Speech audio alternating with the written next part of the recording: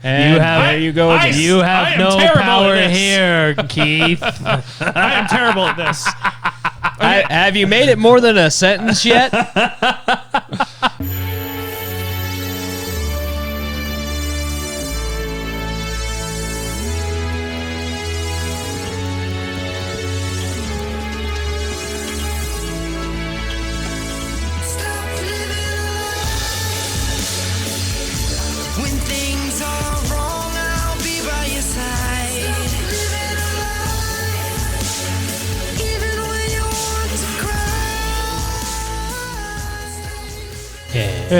Stop it! Welcome to The Naked Apple. We missed a week. We missed you. I'm sure you missed us. Once again, it was because of Trevor. He declared an emergency.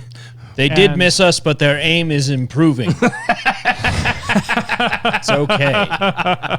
They'll get us eventually. We'll throw a little Cheerio in there, help them aim better. Yes. Yes, we have but two rules for the podcast. There must be two people to record is rule 1. Rule 2, one of those two people has to be me. Yes. Yep. We cannot function without Trevor. It's not a secret.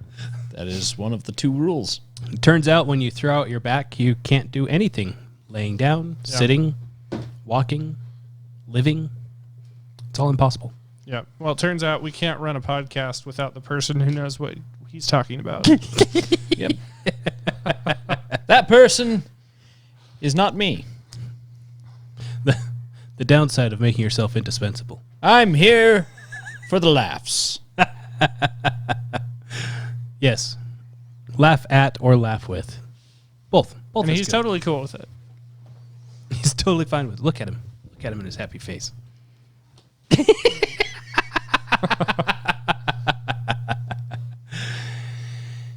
Any Hoosiers. Hoosiers? Keith, Aaron says hi. Oh, yes. He actually texted me. Well, fine then. So, yeah. I said hi back. Just forget it then. Went out of my way for that one. Shot down real quick. Anyway, I think it's about a boot time. It's a boot time. Boot time for a heaping helping dose of our weekly vitamin B. Yay, vitamins.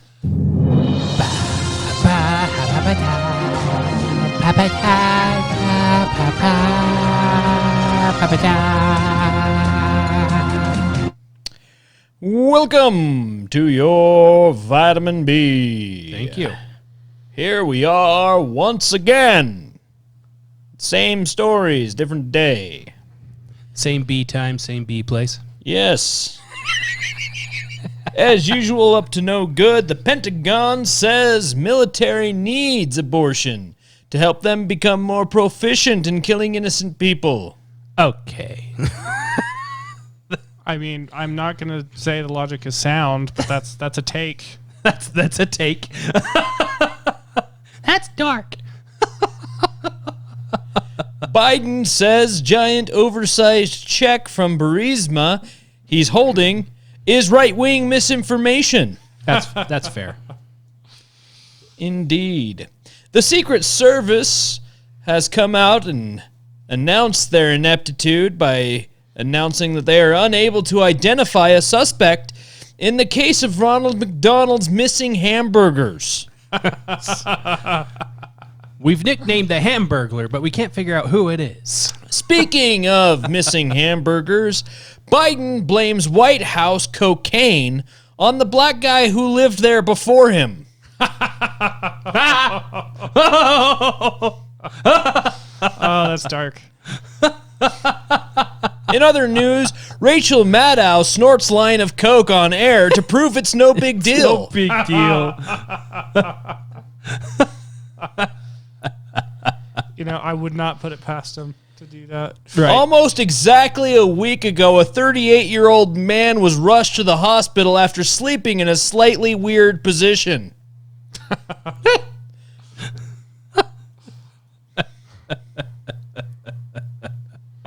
I felt the jab. Is that like an old man joke or was like a light jab, just above the belt. just at 30? It's a left hook, something-year-olds left in hook to general? the side of the chest there. Just DC residents concerned the crack house on Pennsylvania Avenue will drag down the housing market.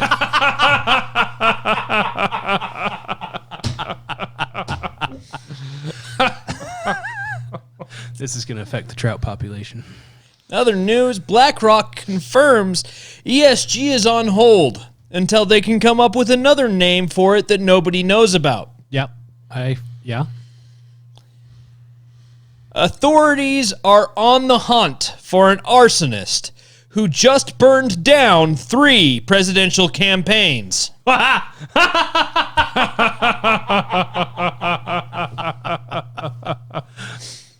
In other news, California closes gyms for 2 weeks to slow the spread of fascism. Oh, I get it. I got it. Did you? Got Did you it. I got it. I'm there. Speaking of California, California bans Spanish over nouns having only 2 gender options. People are deeply confused. The ones the most confused are the people in Hollywood, as they are now confused by a new movie that depicts child sex trafficking as bad. Wait, what? Speaking of child sex trafficking being bad, Snow White producers circumvent actors' strike by casting 7 random hobos from San Francisco.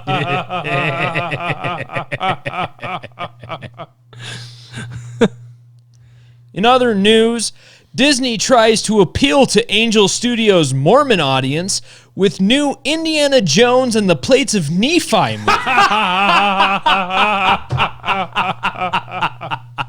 I would go and see that. Speaking of Angel Studios and their wonderful hit movie, newly announced sequel, The Sound of Freedom 2, features Jim Caviezel going after Andrew Tate.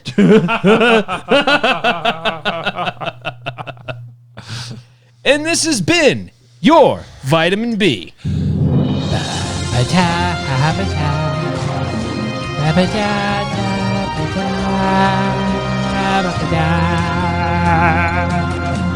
Wow, that was a that was good. That was good. I love the Babylon Bee. Only Good one stuff. seemed to have gotten over Keith's head. Yep. Yep, just one. Nothing goes over my head. My reflexes are too fast. Reflexes are too fast. I would catch it.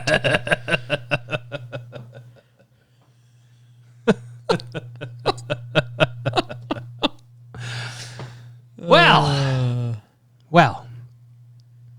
after all of that, we have all of this. And That's it's quite a bushel there you got. it is a bushel, a heavy bushel. Got You there, could say Trevor. it's 2 weeks worth of bushel. You c- it quite possibly is 2 weeks worth of bushel because it is 2 weeks worth. Ish. And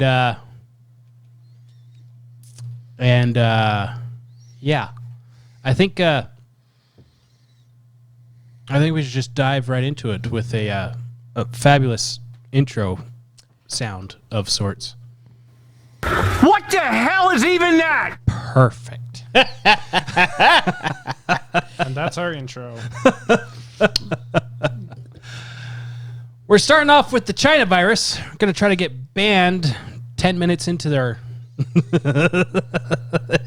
into the show. UK National Health Service has ordered euthanasia of patients to increase COVID deaths. Oopsies.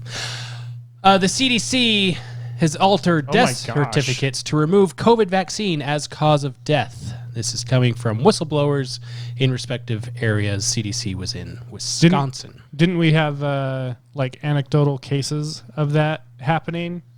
And now we're finding an actual like, Now there's a whistleblower saying, here's the actual like the evidence of order or Yeah. whatever of it. Yep. On to our corruptor-in-chief. John Solomon A reporter that doesn't stop no matter who he's going after found a burner phone number on Hunter Biden's laptop paid for by one of Hunter's businesses, so he called it and talked to Joe Biden for a second. No, really? Yes.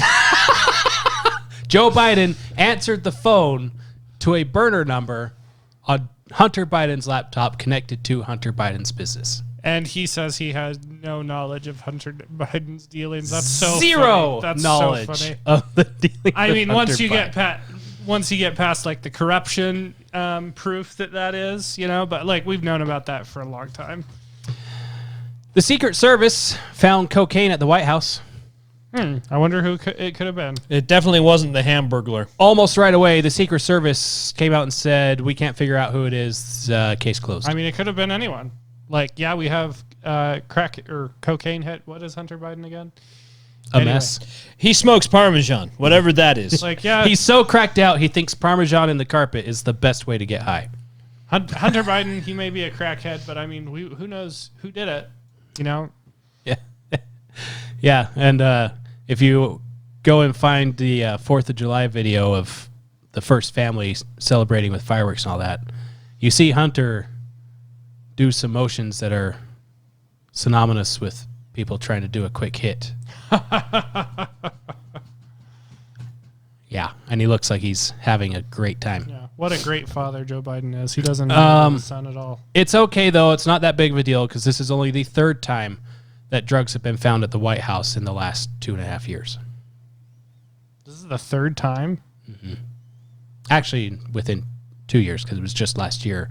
And this is all during Joe Biden's presidency? Like if during Joe Biden's presidency. Spread out over decades or something. Marijuana, the devil's weed, was found at the White House twice, and now cocaine. Are they spinning this and saying they're just trying to be more inclusive or something like that? I don't know. It's been funny to watch because it first was announced, and they said it was in one area of the White House, and people jumped on it like, well, only family members basically can go to that area of the White House. Did we say that? We meant it's where, the general population So can it could go. have been anyone. Oh, We just so don't know. there's definitely cameras and everything of that. Did we say that? We meant it's this space where the press goes. And the press turned on. I was like, now, wait a minute. Don't you need to have like a background check to go to the White House? The White House is so secure that if you had chemotherapy recently, they will not let you in because the radiation coming off of your body will trigger their sensors. Okay, so what you're trying to tell me is the official story from the White House is a guest of the White House, which when you're invited to the White House, this is like a big deal. Uh-huh. Decided, oh, hey, I'll bring crack to the White House during this once-in-a-lifetime opportunity. Uh-huh. And I'll get a quick hit in. Or maybe it was the family member that is known to do drugs. No, it's not that because they couldn't find any fingerprints on it. Oh, well, I So- mean, case closed. Case closed. So it's Bob's your uncle on that one. The White House wants to block oversight of Ukrainian aid. They claim that the Department of Defense is already overseeing it, so there's no need for Congress to create an oversight committee. Oh, yeah, because oversight is just not important. We're overseeing ourselves and determined that we are doing nothing wrong. Yeah. Like we've been accused of money laundering, so let's get rid of the oversight. Yeah.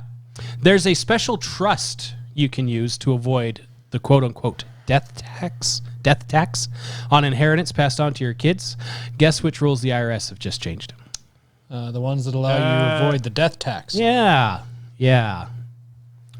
All your inheritance are belong to us. You will own nothing. And be happy. The last part's not true. Why are you not happy? I specifically requested it. The rest of our wonderful country, Michigan, is trying to make making someone feel frightened a felony, complete with a $10,000 fine and 5 years in prison. Because you made them feel frightened. California Senate passed a bill to make it illegal for employees to confront shoplifters. Yeah, that's a bold strategy, Cotton. We'll see if it pays out for him. I saw a shoplifter for the first time ever in my life the other day. What were you doing in California? Nothing. Close enough. I was in West Valley. Little California. Little California.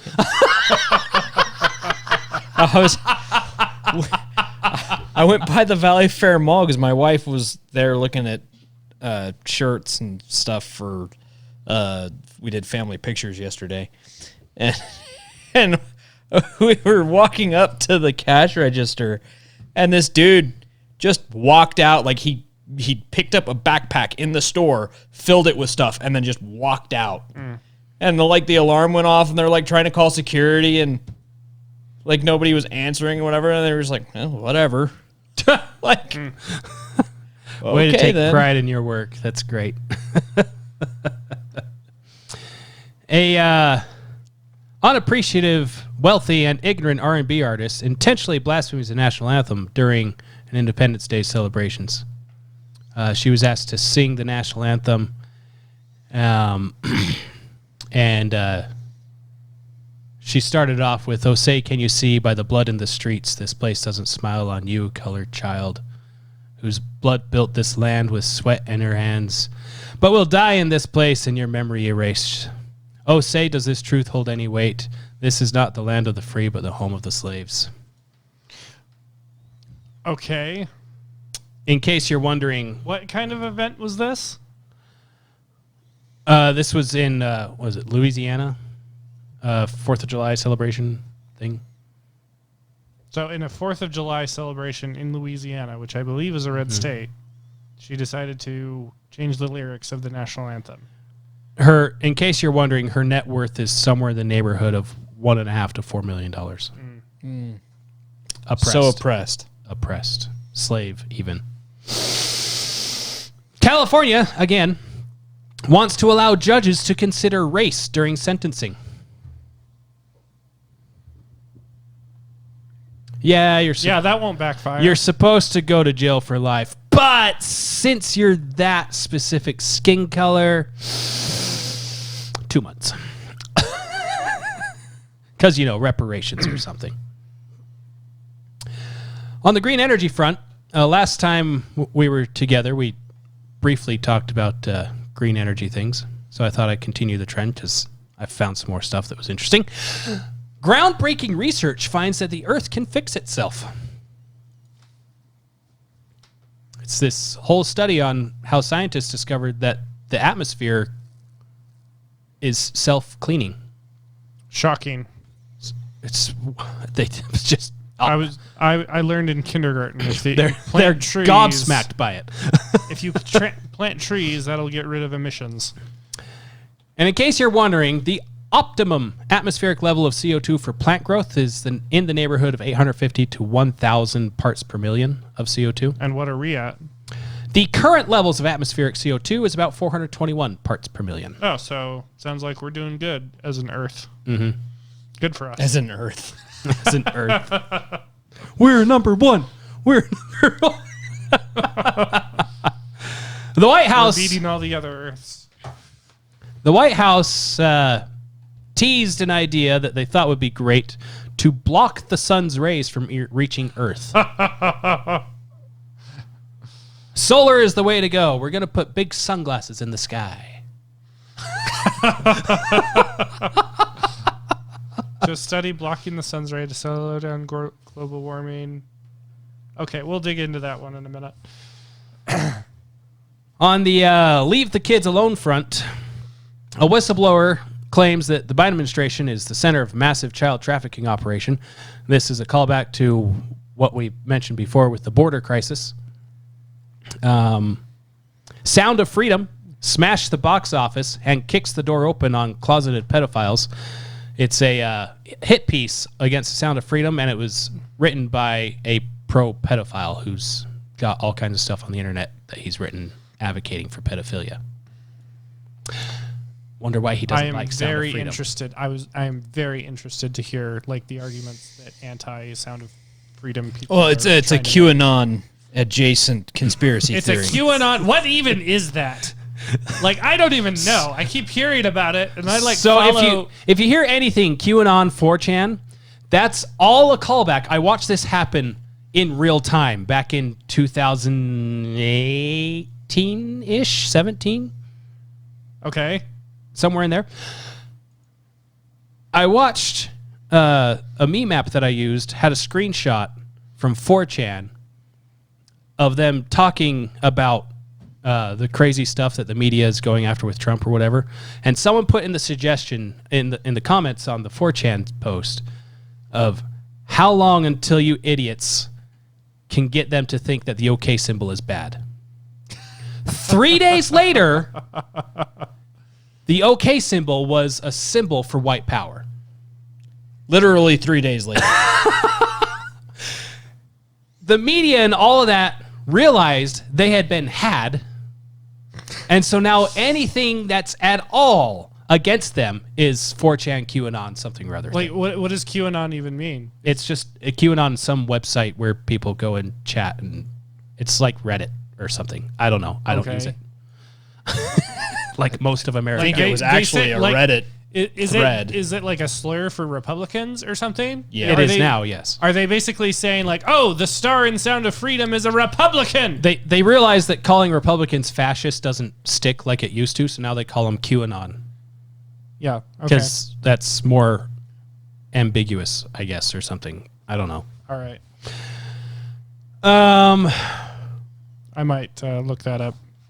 Keep going though. related to Sound of Freedom, the DOJ. So Sound of Freedom released on the 4th. On the 12th, I believe it was, the Department of Justice removed child trafficking from its critical missions and other important details for child trafficking from their website.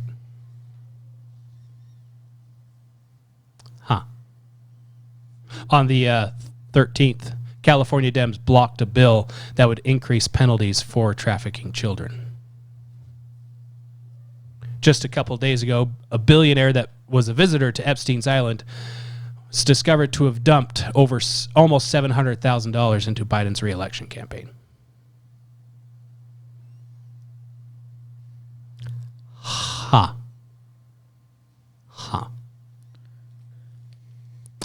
And for fun, a little research thing found that conservatives understand other viewpoints better than liberals do. Shocker.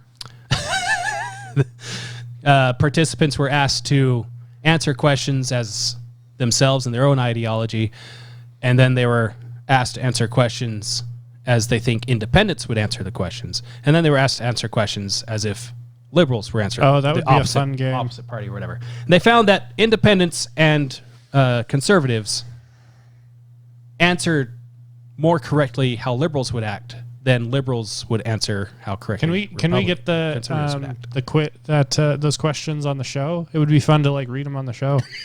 Yeah, let's get to them in there. And then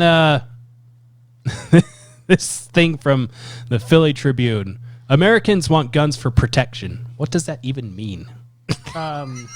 It's the summary of what this lady was talking about. When a bad guy comes and wants to take your life or property. Yeah. So, of all that crap, what's a story or two you want to focus in on? So, to answer Keith's question about QAnon, according to the Big Black Cock, QAnon was a 4chan. Oh, sorry, is that not what BBC stands for?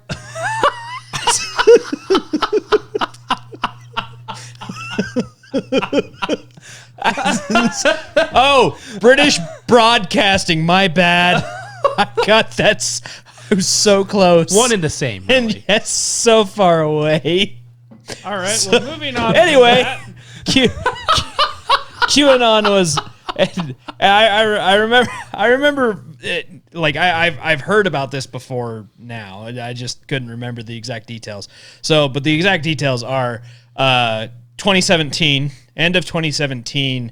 There was a 4chan message board that started having a user that went simply by the letter Q post on it saying that he was a U.S. security official, right, who had special clearance on all kinds of stuff and was dropping Q drops or breadcrumbs or whatever in 4chan forums talking about different things.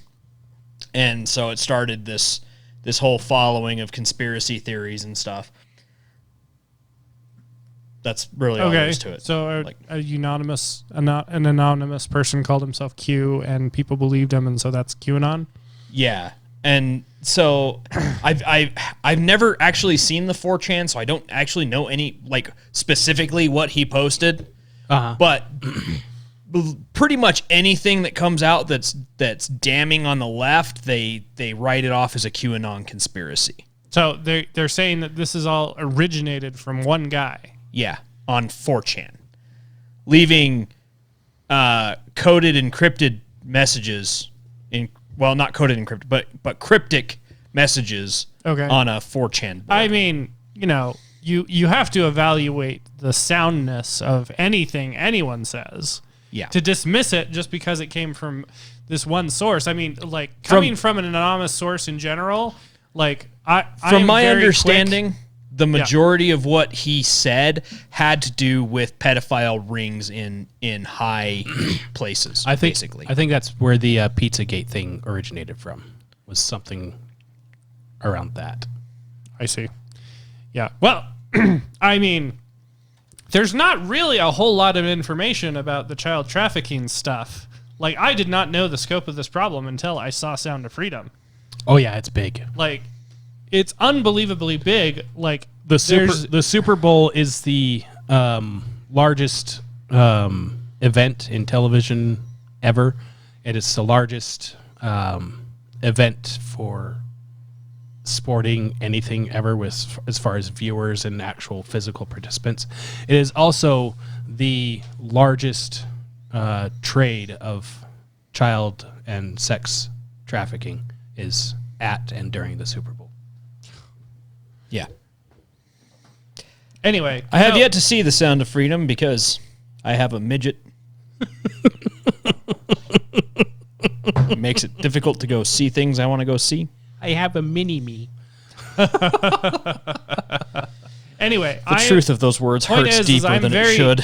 I'm very quick to criticize anonymous sources, but because we know the scope of this problem, or at least, apparently now we do, because of The Sound of Freedom, which, by the way, apparently Disney fought all kinds of angles to make sure it never got for 5 years. Yeah. It actually, they made the movie 5 years ago. Anyhow, and I hadn't heard the scope of this problem for a long time. I would be very interested to know any sources that kind of expose the the specifics of the source of the problem. OUR, Operation Underground Railroad. That's Tim Ballard's thing. Yeah. That's based Fun. on. Go to their website. They'll Fun connection here. Small world, right? Tim Ballard lives in Eagle Mountain. Yes. Oh, really? Yeah. He lives here. When opening night at the Fat Cats over here, he was there Nice. talking to people, signing books and stuff. Oh. What are the odds we can get him on the show? I don't know him personally, but I do know somebody who does. My brother's new wife. So she, from what I understand, and I could be a little off base on here because I heard this secondhand from my other brother. Once again, take your sources with a grain of salt. Take the source with a grain of salt here. But from what I understand, she was involved a lot with logistics and things, with helping with the kids that were rescued. She's involved with the rehabilitation of children that Tim rescued. Making sure they making sure that they get the care that they need and get reintegrated into normal society. Make sure they're in an actual safe house. Make sure they're in a safe house and all those different things. And she was actually traveling with him when they were filming the Sound of Freedom movie. And she was the one that had to take over his speaking engagements when he got called to go to the set to help with the filming. So any time that he got called to go back and help with the filming, she would be the one that would take his spot in the speaking. She was the number two, engagements. basically, on the road. Mm-hmm. Interesting. So that's a fun possible She's connection. Really, really sweet, awesome lady. I love Kelly to death. She's awesome. Yeah, no. Again, the scope of the problem with Sound of Freedom, like it says somewhere in the movie that, like, I believe it's 2 million children are trafficked. I don't know, like, I don't believe he said every year, but like, I think he was just saying like cumulatively there are 2 million children like in this network, and then that's dropped probably a statistic saying that like children make up, I believe it was 27% of the human trafficking world. And so I'm like, 27%, that means there are 8 million people that are basically enslaved. And that's probably today. And that's probably 1.2 million children are trafficked every year. Yeah. And that's probably a conservative estimate. I just like, again, like they talk about reparations for slavery and stuff. How about you fight actual slavery? No, because that'll solve something. That's why. We have to fight for things that are already solved to get more for ourselves, not fight for things that aren't solved to get more for people that don't have anything. And don't try to explain leftist logic to me. I just I've tried. In order to do that, there would have to be some logic actually there. Yeah, I just get stupider every time I try to comprehend it, so I'd prefer not. If it weren't for double standards, they wouldn't have them at all.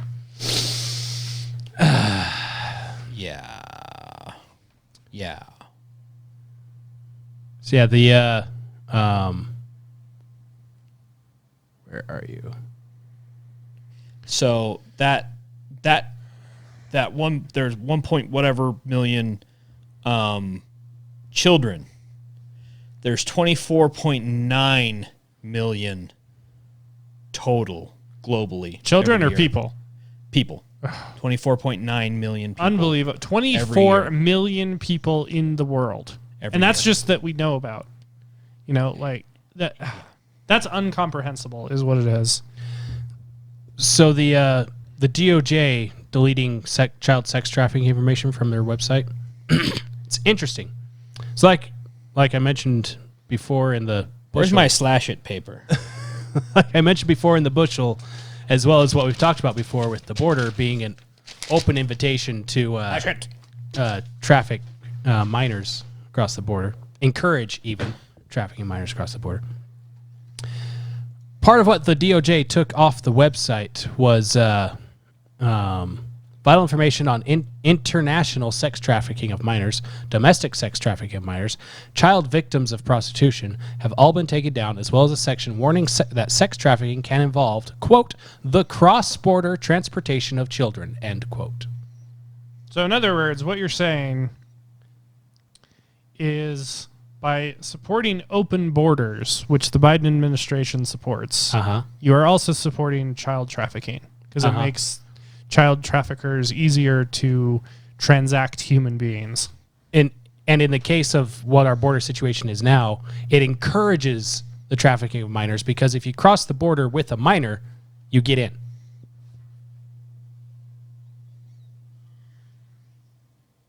And they got rid of the DNA testing, so they don't have. So you don't have to prove that you're biologically related. Yeah, unbelievable. And the Department of Justice just a few days ago removed from its website on violent sex crimes and trafficking of minors, quote, the cross-border transportation of children, end quote, is now from the website. All right, I have a solution. Ready? You have the DNA testing to prove that they're, biologically related, and if you can't do that, then you need to have documents that prove adoption or whatever. Mm-hmm. So why are you racist?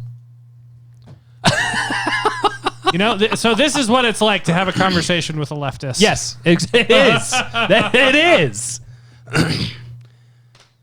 In these situations, traffickers recruit and transfer children across international borders to sexually exploit them in another country. The traffickers can be individuals working alone, organized crime groups, enterprises, or networks of criminals working together to traffic children into prostitution across country lines. Once in the United States, a child may be trafficked to any or multiple states in the U.S. These victims are often trafficked far from home and thrown into unfamiliar locations and cultures. They may be given a false passport or other documentation to conceal their age and true identity. They may also struggle with the English language. All these factors make it extremely difficult for these children to come forward to law enforcement. One deleted portion read. Yeah. And I got in a conversation with a guy at work, a left-leaning guy at work. It was about the IRS getting rid of the little skip around the taxes loophole. Yeah. Because I wanted to see what his reaction would be, and it was what I expected. Well, the kids didn't work for that money, so why should they get it? Well, the parents worked for that money. The parents worked for it, and it was taxed under the parents, and also it's not the government's in the first place. That being said, I don't want a frickin' dime of my money going to a government that's going to take this kind of stuff off of the Department of Justice's website as information that's critical in stopping this stuff. Yeah.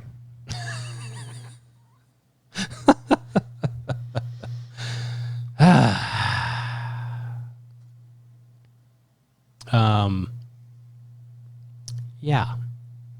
Yeah.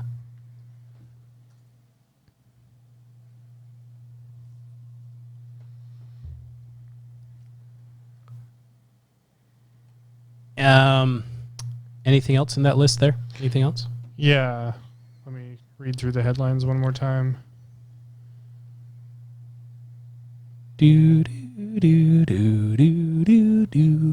So California making it illegal for employers to confront shoplifters, and there was another California headline. California wants to allow judges to consider race during sentencing. Mm-hmm. No. This is and California blocked a bill that would increase penalties. Yeah. So let's talk about those three California. So I have this theory. You remember when we went and saw Nefarious, Trevor? Yes. So I have this theory. So the plot of the movie is where a murderer literally gets possessed by a demon in the movie. I think that's what's happening to all the California legislatures. Are you kidding me? They block a bill that would increase penalties for trafficking children. Mm-hmm. According to the California legislatures, they're like, oh no, that's not a big deal. If they do it, it shouldn't ruin your life. Go ahead and traffic children. It's not a big deal. Go ahead. Who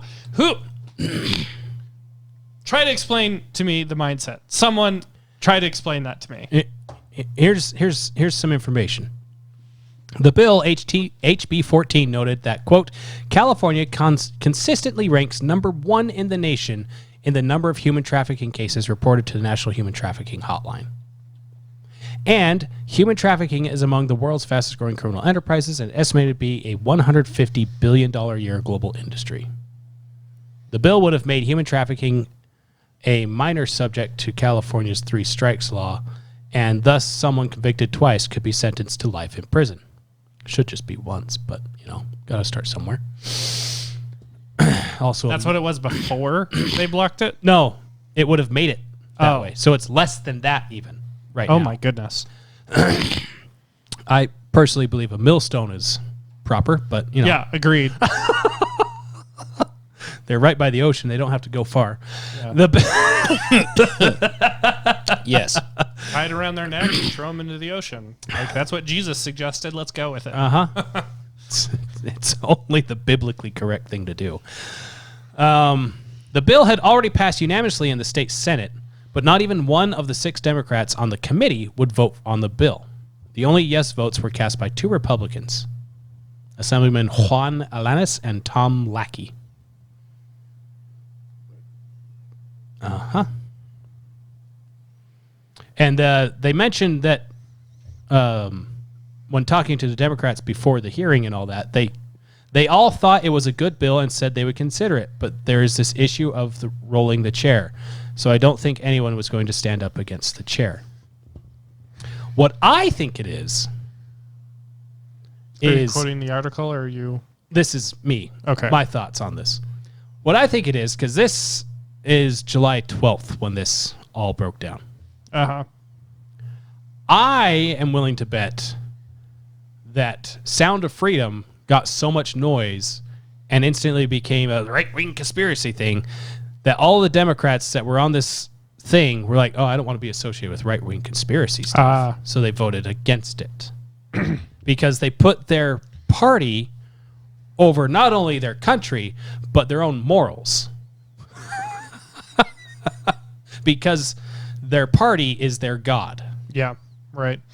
I was going to say, I'm like, okay, so they found out that, let's see, how many zeros is that? 150 billion a year industry. That it's human trafficking is among the world's fastest growing criminal enterprises and is estimated to be a 150 billion a year global industry. That is an incomprehensible number, by the way.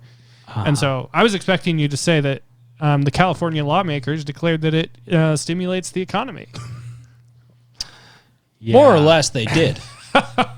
Yeah. Yeah, in a roundabout way, they did. Yes. Once again, incomprehensible. Like this is really horrible stuff. And apparently, California legislatures are saying, it's not so bad.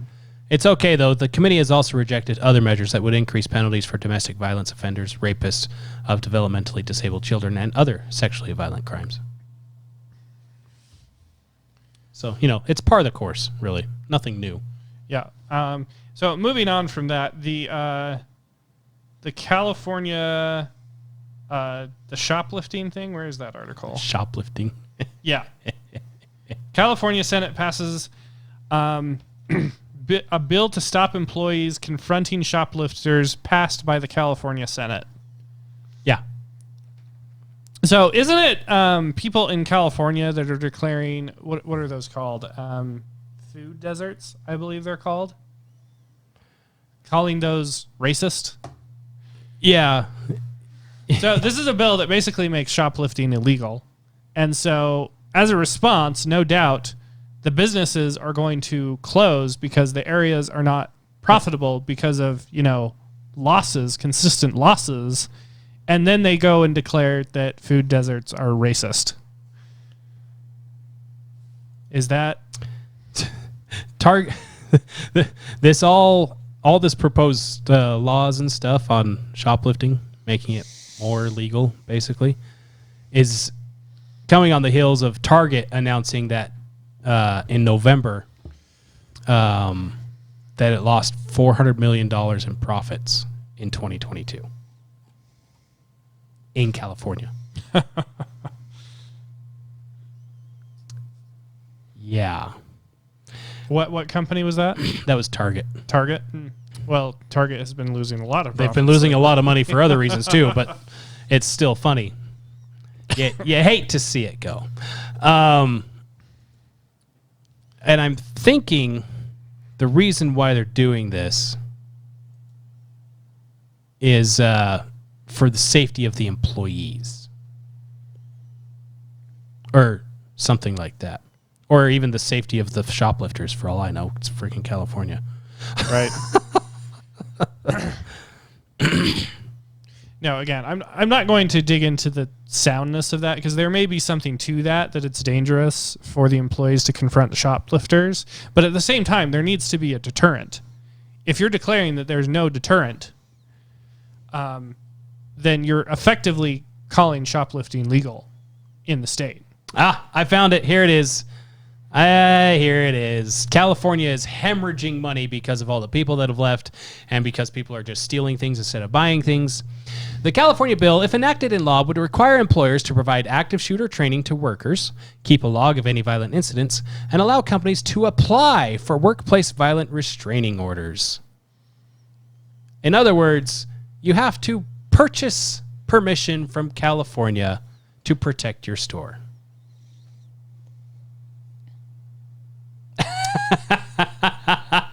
I mean, Isn't that what the mob does? Freaking communist bastages, all of them.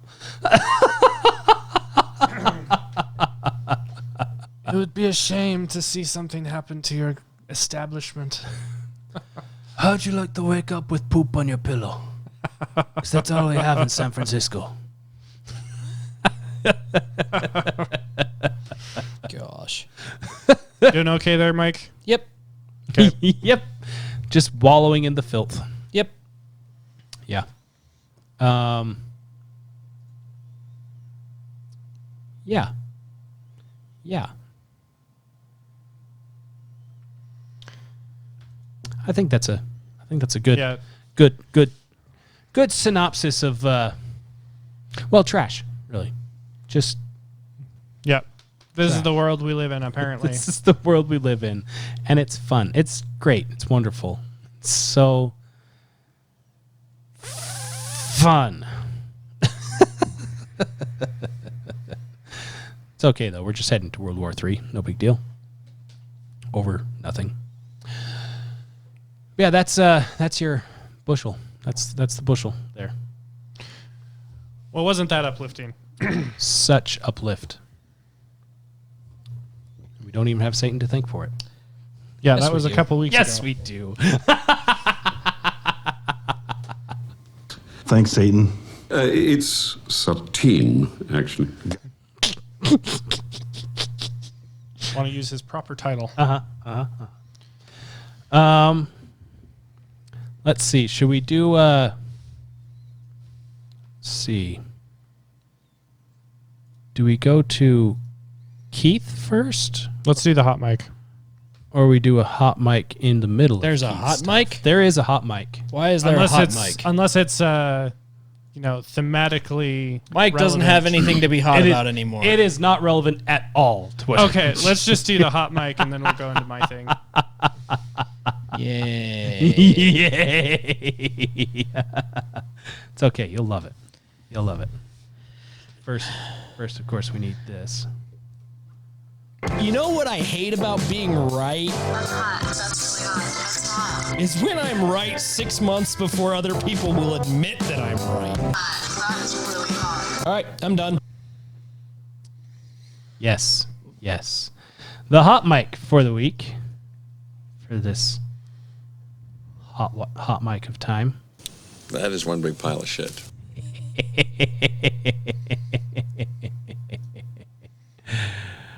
Have you ever heard of time blindness, Mike? Yes, I have. I know exactly what you're about to do. So I just got yelled at. No, for stop asking a it. very Stop it. reasonable- Stop it. Make me have to push all kinds of buttons. Have you ever heard of time blindness, Keith? Nope. Oh, No idea what that is. I have seen this exact TikTok before. It's not as hot as it could have been. Not as hot as it could have been. But even the original reaction was just, you're stupid, and I turned it off. You're stupid. I turned it off. Here you go. So I just got yelled at for asking a very reasonable question.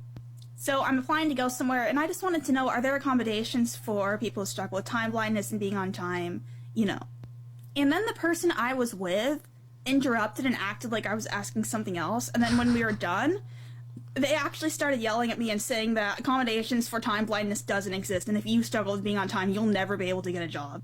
Provided you're trying your absolute best. Your friend is right.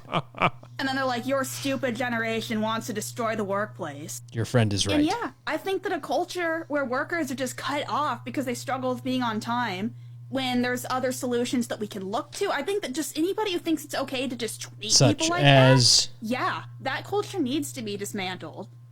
And then I asked that person, how can you feel good about yourself upholding this kind of system? Because I get up on time. And to think I'm entitled. No, if people think it's okay to treat others like this, that's entitlement. I'm entitled because I show up when I say I'm going to, and I value my word. I value my word. I'm the type of person. I feel like if I was the employer doing the interview and she came in. No, you look like an idiot. If she came in talking about time blindness or whatever, I would hire her. Only so I could troll the snot out of her for the rest of her career under my employment. I didn't get my paycheck this week. Oh, sorry. Time blindness hit me. I must have forgot to submit it on time. You know, I forgot what time it was. I'm sorry. It's like, You didn't show up for 3 days, Karen. See how long it takes for her to just quit after not getting paid. What a stupid son of a bitch. Thanks, Joe. So let me get this straight. This young person in an interview said, "Hey, do you have any accommodations for those that are time blinded?" And I'm sure the employer is like, "What the heck is that?" It's like, well, there are people who don't know how to show up on time or whatever. However they spin it. It's like, no. And then she got offended because they weren't accommodating to not. Yeah, I'm willing to bet. We don't accommodate for things that don't exist. You don't have time blindness. You're a lazy asshole. Yeah. I'm willing to bet, though, that she gets rather upset when she goes to Starbucks to get her latte, whatever, and they don't open right at 6 a.m. Yeah. to give her latte. Well, something tells me she doesn't wake up at 6 a.m. But yeah, There's I'm that. sure we could come up with another example. According to the Cleveland Clinic, time blindness refers to the inability to recognize when time has passed or to estimate how long something will take. Unbelievable. That's why they invented the watch, you dumbass. We have this thing called an alarm. You literally have an item that you filmed that dumbass video on that will tell you when it's time to do something. Whenever you want. Whenever you want it to. Even when you're not looking for the time, it'll show you the time. It'll show you the time. It will. And you can go in and you can set it to wake your ass up in time to get to work. You can also know that when the sun is up, it's probably about morning.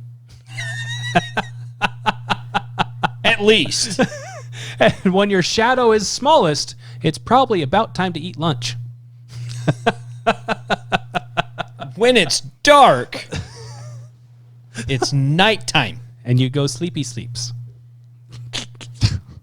Dr. Manos says time blindness isn't a diagnosis or a specific symptom.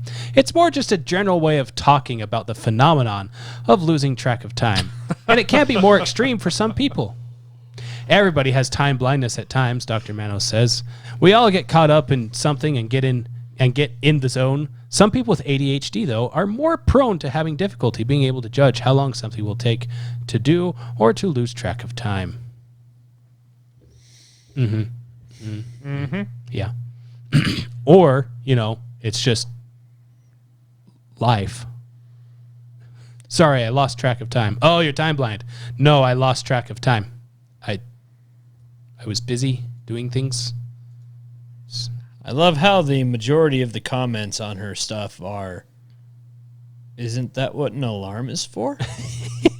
And it's one of those videos where I first saw it and I thought, somebody's trolling. I know, she's either really good at faking it or she really is that dumb. We're at that stage in life where parody and real life are neck and neck with each other. Babylon Bee couldn't make satire It's true. It's true. as just ridiculous as that is. Yeah. I mean, apparently it's a more common symptom of like ADHD and ADD, So, but tips for overcoming time blindness, according to the Cleveland Clinic. Number 1, Wear a watch. set a timer on your phone or another device to alert you when it's time to move on. I do that all the time. Keep a calendar. It's literally what everyone does. Number 1, use the alarm system on your phone.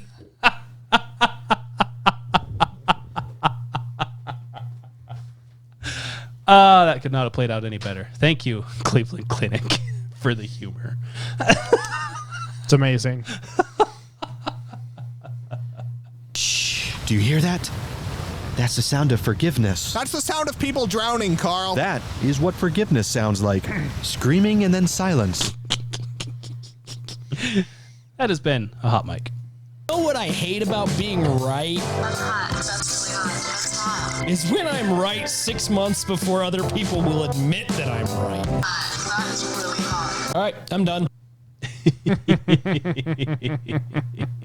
I don't want to do it, and you can't make me. That's true. That's true. The Bay Tree Pact. All right, Mr. Keith, we'll hand it over to you as soon as we embarrass you first. Oh, yeah, my intro. I'm starting to hate my intro, but go ahead. It's okay. It wears on you. It's all right. At least it isn't grainy like mine is. Yeah, you don't have Paris Hilton in the background saying that's hot over and over again. So there's that. No, I know what sound effect you're going to use. However, don't do it.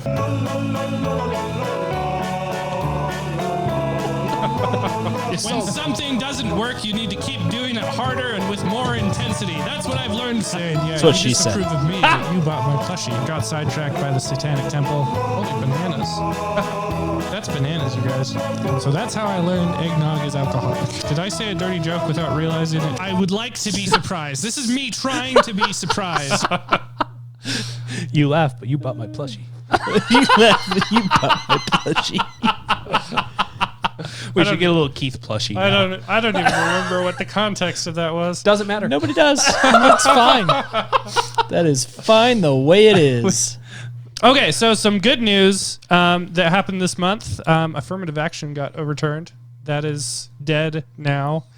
And everybody that got success from affirmative action is yelling against it. I mean, who were the people that found success from affirmative action? Vice President. Oh, yeah. Well, the results of that. What's her face on the Supreme Court? Yeah, Judge Jackson. And yeah, Judge Jackson. We will actually read some of her legal opinions. Oh, good. Here, good. So you're gonna love it. Her long-winded legal opinions. So originally, I was gonna put. So I'm actually not this big of a fan of John Stossel, but he does such a good job of like taking issues and putting them simply. You know that I'm gonna start with another John Stossel video. So I love John Stossel. Yeah, I always have. He does a little metaphor to address the concept of affirmative action that has been going on for what? I actually don't know. 30 years or something like that. Something. Anyway, so affirmative action, it's basically where you use race to determine admissions into college. So as you might imagine, there are certain races that do not perform so well, and so they get a leg up in admissions. So they actually, statistically, they perform quite a bit worse than others. Asians perform the best in admissions. I mean, in like test scores and so forth. And so they actually are discriminated against the worst so that Latinos and blacks can get a leg up, Right. So anyway, John Stossel, he has a little metaphor for us. Go ahead and play the video there, Trevor. And it goes a little something like why isn't it showing up on the other screen? Hold on. I got this. Wait, what screen do you need it to show up on? I got this. I need it to show up on the screen that's recording. Oh, that's a good reason. That's a good reason. If I can just do that and do that there. Now it shows up properly on there and there. Cupcakes for sale. This week in a Manhattan mall, I held a bake sale. A racist bake sale. We have different prices here. If you're Asian, $1.50. If you're white, $1. If you're Latino or black, 50 cents. That's not right. You got to be out of your goddamn mind. Is the cupcake poison? Copied what some students had done. They call it an affirmative action bake sale. Why does it have to be shut down? Here at Bucknell University, the administrators shut the bake sale down. The Students' Conservative Club said they just wanted to Notice start it's a couple of conversation white about guys shutting down the affirmative action. Of course. Make it harder for Asians to get admitted, but easier for blacks and Latinos. But before much conversation started, they were shut down. So I ran the bake sale so we could see what kind of discussion the Bucknell students missed. I'm trying to make amends for racism and punish the Asians because they have an advantage. They have such high SAT scores. No, that's not true. Because I had an Asian student in my class that was dumb. That's stereotyping. It is stereotyping. That's not right. Affirmative action is supposed to help minorities that have been discriminated against. But Latinos and blacks who saw my sign didn't like it. That makes me feel bad because I'm both Latino and black. Should I not do this because it might hurt people's feelings? Not only it should hurt people's feelings, but it's just like out of sense of respect. It's very hurtful. It's very demeaning. And America has been a bastion of free speech. Okay, except for a few jump places to like the 509. liberal media, especially ABC News, where I used to work. No, actually, they were pretty good. Here we go. How to run yours, and the comments were interesting. At first, people called me racist. What is funny to you about people who are less privileged? But then some people defended me. You're trying to make a point, right? Right. So sometimes you got to do things like that to make a point. It's not racist. And people started to think about what affirmative action means. No race of people is worth more than another, or less. Well, do you believe in affirmative action in colleges? I used to, but I really don't think that it helps. I did until I saw your sign. Equality means no affirmative action. Everybody should be treated equally. No matter what race you come from, everybody should get equal the same. You better have given those kids cupcakes. So I found that interesting. People went from belligerence to a real conversation, and I guess that's your point. On every major issue that America faces today, I've seen students get in trouble for being on the wrong side of that argument. And you can't have a meaningful dialogue if people have to fear punishment for having an opposite opinion. And these bake sales have been shut down not just at your school, but at UCLA, William and Mary, UC Irvine. Most schools these days do allow them. They've wised up. Yeah, this started back in 2003, and the first 6 that were held, universities found all these different excuses for shutting them down, basically coming down to the fact they didn't like the message. And there's been at least 3 dozen of these protests, and I think actually many, many more over the years. But Bucknell is just standing firm. That kind of like Bucknell just last night sent me an email. State and federal laws prohibit discrimination. Yeah. The university believes in upholding the law. There's no just kidding clause in the law. Just kidding clause. Discrimination. It's right after the good and plenty clause. Yeah, I love this argument that Bucknell's standing by because it's clearly a symbolic protest. There's nobody denies that. And there are these things called gender gap bake sales across the country where women get charged less than men to protest the gap in pay between men and women. So a feminist group complaining about the so-called pay gap. Yep. Which is not real. And they never get shut down. Is it just conservatives who get shut up? You know, definitely you are much more likely to get in trouble if you have a socially conservative point of view on campus. I think but that's in my experience, and fire has come to the defensive.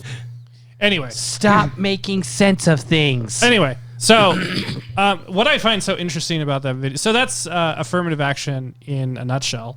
Like they're treating different races differently to like, I guess, amend for the past, I guess. Atone for the past and making like the present generations pay for it, I guess. But what I find so interesting about that video is the minorities who were saying that he should be shut down and what he's doing. Oh, no. Sorry, I was just that's not till the end of the video. I was just getting it ready. That's not till the end of the segment. The minorities that were offended by his bake sale, like they were offended. What, like, shouldn't they feel empowered according to the universities? Why do you think they were offended? Yeah, according to university logic, they should have been super excited. Well, I'm buying 3 cupcakes because it's only 50 cents. Yeah, it's only 50 cents. I can buy 3 cupcakes for the price of one Asian student's price of one. You know, so why would, because like they're giving them a gift, right? Like, you know, why were they so offended? This reminds me of it's a misunderstanding of value, much like the 3/5 clause in the Constitution, of misunderstanding the value that is placed on the individuals. Right. Because it should be, you know, all things equal. Well, the 3/5 clause. Yes, the 3/5 clause was to make sure that slavery would end. Yeah. Because they tried to, like... Otherwise, the South would have all the power because they wanted to count the slaves as people. Which basically means that the slave owner, like, literally the slave owners would have the political power because it was just in the census. It wasn't in voting. Yeah, the people with the voters with the votes had the actual power, but they would get the representation of their slaves as well. Yes. And so it's basically multiplying their political power, which that would have enshrined slavery had we not done the 3/5 clause. It was right after they finished arguing about whether or not slavery should be done away, and they just made the argument that, well, the slaves are our property, we have a right to property. And then they turn around, okay, well, let's go to... Now we need representation. Yes, we have all these slaves that need represented. Property doesn't represent count. my interests. They'll represent my interests, not the interests of their own, because we still don't want them to have the power to vote, but we do want them to have the representation according to what we think they should be represented by. Anyway, yeah, I agree. That's a very aptly misunderstood historical point there. Anyway, so yeah, affirmative action was basically overturned in the Supreme Court this month. It's been in place for decades, and even on their own terms, it has failed to equalize disparity. The poverty rate among those disprivileged classes that affirmative action has sought to help has remained unchanged. Not only that, but if someone is admitted to a highly rigorous academic institution without the ability to perform well there, their odds of dropping out increases substantially, so you probably would be better off going to a less prestigious college than one of the prestigious colleges that are like eager to discriminate in your favor. And honestly, this is probably true for any average student at Harvard or any Ivy League, by the way, because when you go to an Ivy League school, if you're not if you're one of the lowest performing students, you're actually much more likely to drop out. So you would have been better off, going to a smaller tier school. Because if you go to Harvard Law to become a lawyer, but you're like the bottom 5% or something of the class, of course your odds of dropping out are pretty high. But if you went to an average school and you were in the top 50%, then if you went to law school to become a lawyer, you're much more likely to accomplish that goal by going to an average law school than going to Harvard Law and being one of the bottom students. Right. So even on their own terms, affirmative action has failed to do anything, really. Like, it's failed to do anything noticeable to the poverty rate, and it's actually making people less likely to have the careers that they dreamed of for getting into these colleges. So apparently a black law school grad are 4 times as likely to fail the bar exam as white college grads. Science and engineering students are twice as likely to drop out. This is as of 2012. And this is according to Richard Stoddard, I believe, in The Atlantic in 2012. And also, apparently, according to that, half of black students were in the bottom 20% of their colleges and bottom 10% in law school. So half are in the bottom 20% in colleges in general and the bottom 10% in law school. Well, that's because of the racist expectations. Yeah, I've heard that. So we need to lower expectations. No, I believe that... I think it was California, actually. We were making fun of California earlier, but I believe that affirmative action was actually banned in California. I think it was California. And so what they ended up doing is they ended up just banning testing. Like, no, we're banning testing because, it's racist or whatever. So they got rid of the standards so they could discriminate anyway. And it's worked out so well for them. Yeah. I think that was just a time, for a time it was banned in California. I think it did come back, but now it's gone again. So yay. We brought it back. You can't have it. All right. So here's the ruling. I'm actually going to read straight from the decision. So the main opinion was written by Roberts, but Justice Thomas just gives a immaculate concurrence. A chef's kiss. Yeah. And then we'll go into Judge Jackson, who ironically was the the affirmative action appointee. Yeah, he said it. I didn't say it. It's what Joe Biden said he was going to do. And she just gives a total garbage opinion. Like it's quite remarkable. Like when I was reading through the case itself, like even Roberts, it's actually a pretty well written opinion in my opinion. As squishy as I think Roberts is, I think his opinion is pretty well reasoned. But right. Thomas's concurrence is majestic. Majestic. Well, it's Clarence Thomas. Yeah. Anyway, Clarence I'm a big Thomas fan. word of the day: wrath. Okay. So let's read straight from Robert's opinion. I generally like his opinion. Once again, I do think he's squishy, but good opinion for the most part. So this is Roberts. He says, eliminating racial discriminations means eliminating all of it. Accordingly, the court has held that the Equal Protection Clause applies without regard to any differences of race, of color, or nationality. It is universal in its applications. For the guarantee of equal protection cannot mean one thing when it is applied to one individual and something else when applied to a person of another color. Any exceptions to the Equal Protection Clause guarantee must survive the daunting two-step examination known as strict scrutiny. And then he cites another court case, Andard versus Pena, which asks first whether the racial classification is used to further compelling government interests. 20 years have passed since Grutter, with no end to race-based college admissions in sight. But the court has permitted race-based college admissions only within the confines of narrow restrictions. Such admissions programs must comply with strict scrutiny, may never use race as a stereotype or negative, and must, at some point, end. Respondents' admissions systems fail each of these criteria and must therefore be invalidated under the Equal Protection Clause of the 14th Amendment. Second, respondents' admissions program fail to articulate meaningful connection between the means they employ and the goals they pursue. To achieve the educational benefits of diversity, respondents measure the racial composition of their classes using racial categories that are plainly overbroad, expressing, for example, no concern whether South Asian or East Asian students are adequately represented as Asian, arbitrarily or undefined the use of the category Hispanic, or under-inclusive, no category at all for Middle Eastern students. The unclear connection between the goals that respondents seek and the means they employ preclude courts from meaningfully scrutinize respondents' admission programs. The university's main response to these criticisms is trust us.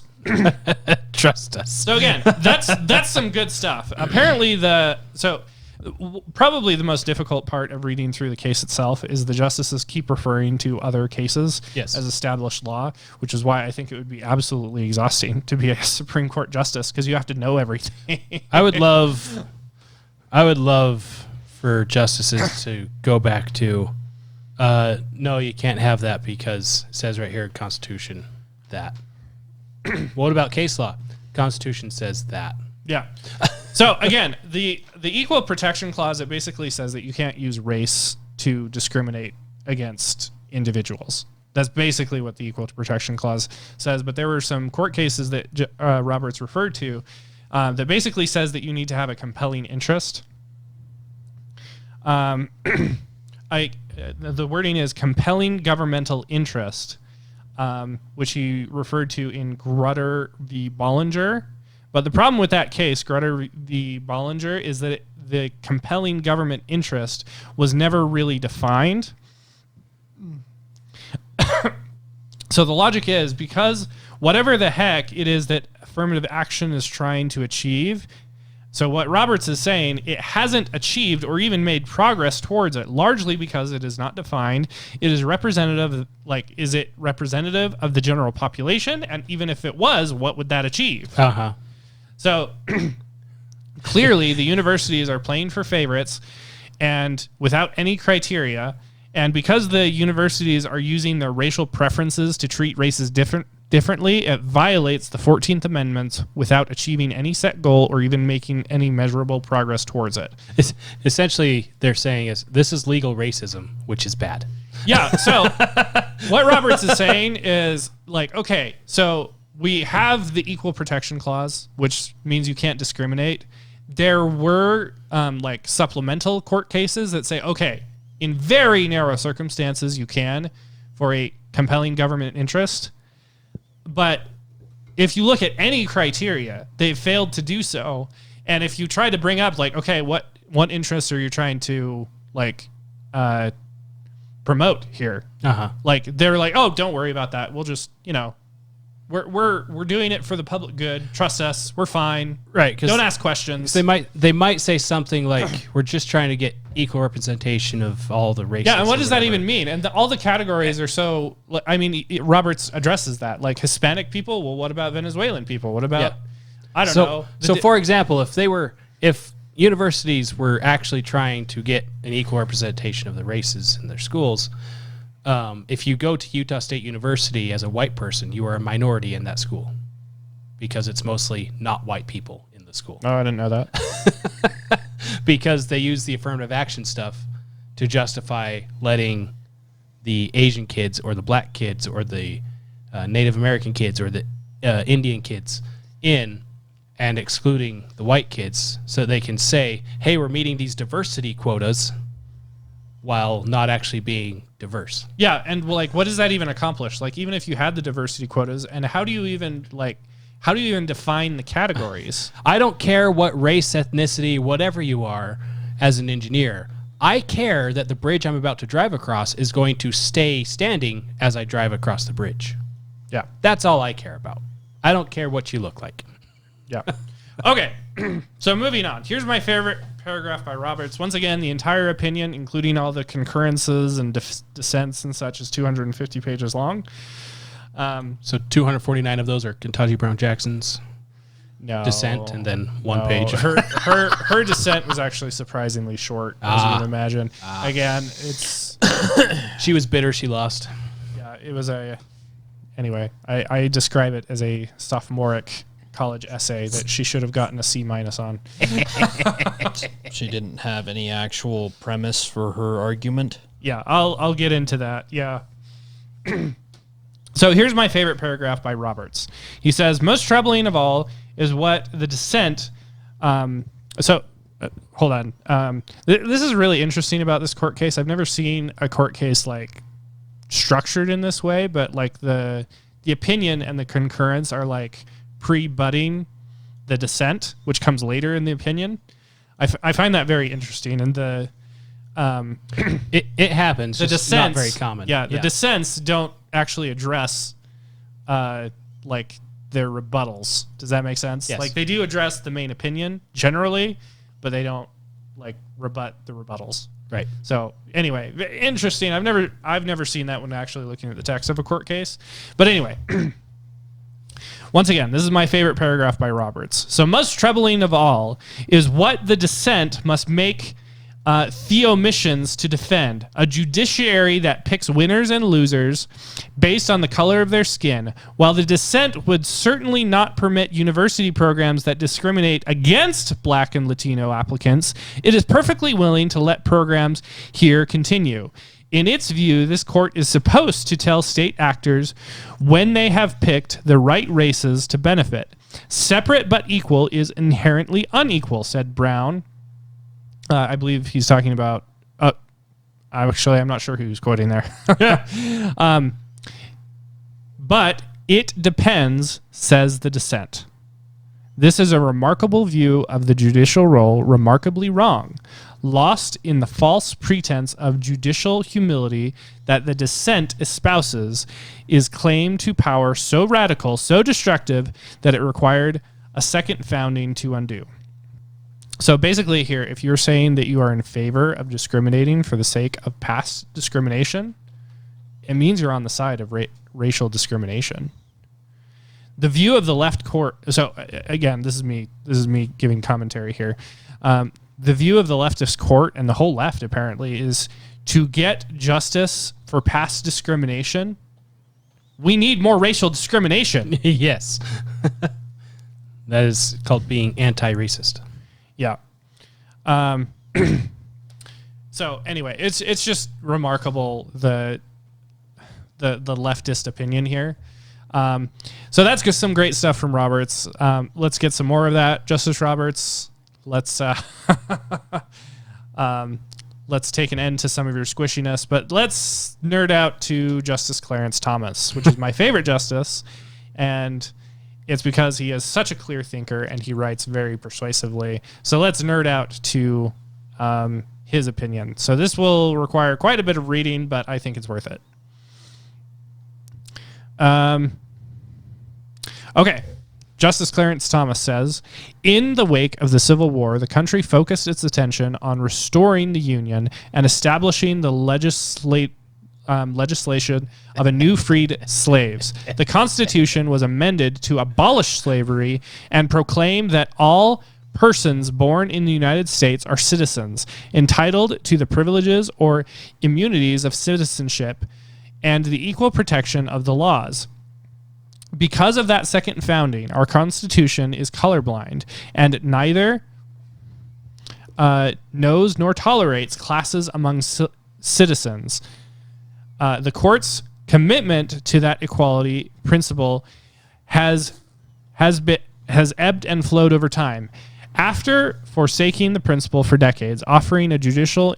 man, he uses big words. It's Clarence Thomas. Imprimatur to segregation.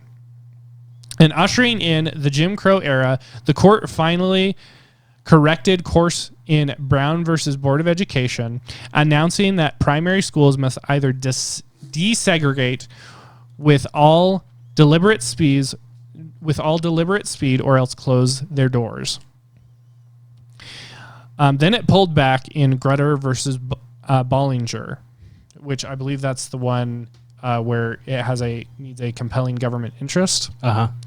U.S. permitting universities to discriminate based on race in their admissions process, though only temporarily. I believe it said that in the case that, like, it says something like that in the case that in the future we may change our minds. All right, you can be racist for a couple years. Yeah.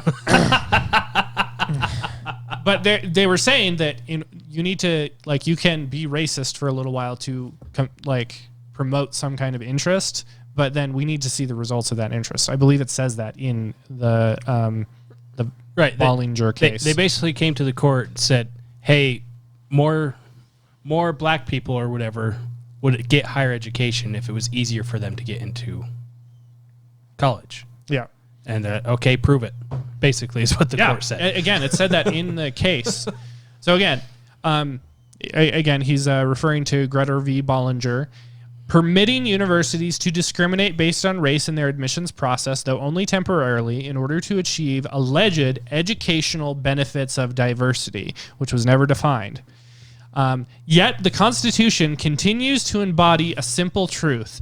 Two discriminatory wrongs cannot make a right. I love that. That is so powerful. I love how often Clarence Thomas, in his opinions, just slaps down a whole string of history to get to where they're at. Boom! Yeah. This is how it started. This is how all you fools messed up along the way. This is us geeking out to Clarence Thomas. Yeah, I love it. Okay, continuing Clarence Thomas's concurrence. In the 1860s, Congress proposed and the states ratified the 13th and 14th Amendments, and With the authority conferred by these amendments, Congress passed two landmark civil rights acts. Throughout the debates of each of these measures, their proponents repeatedly affirmed their view of equal citizenship and the racial equality that flows from it. In fact, they held this principle so deeply that their crowning accomplishment, the 14th Amendment, ensures racial equality with no textual reference to race whatsoever. The history of these measures enactment renders their motivating principles as clear as their text. All citizens of the United States, regardless of race, skin color, are equal before the law. Moving on. Again, that is so powerful here. Despite the extensive evidence favoring the colorblind view as detailed above, it appears increasingly to vogue tolerance. Oh my gosh, these words are so big. And anti-subordination view of the 14th Amendment that the amendment forbids only laws that hurt but not help blacks, such as a theory lacks any basis in the original meaning of the 14th Amendment. So in other words, he's kind of throwing down on his opposition there. That they're trying to, like the 14th Amendment and that whole era, which is law, is trying to be interpreted by proponents of affirmative actions, to put it kindly, that no, the 14th Amendment means that we can discriminate as long as it just helps certain races. Right. Wink, wink, wink. So as long as it helps, like, justify. And Clarence Thomas is saying, no, it does not say that. So by letting this continue, I would be going against the law of the land, which is exactly counter to what my job is as a justice. Because his says right here, all are created equal. So that doesn't mean above or below. That means equal. Yeah, but what if they need help? Equal. Yeah. So once again, his last sentence there. I'm actually not sure I read this. At the risk of repeating myself. Moving on here. Despite the extensive evidence favoring the colorblind view, as detailed above, he's talking about in law.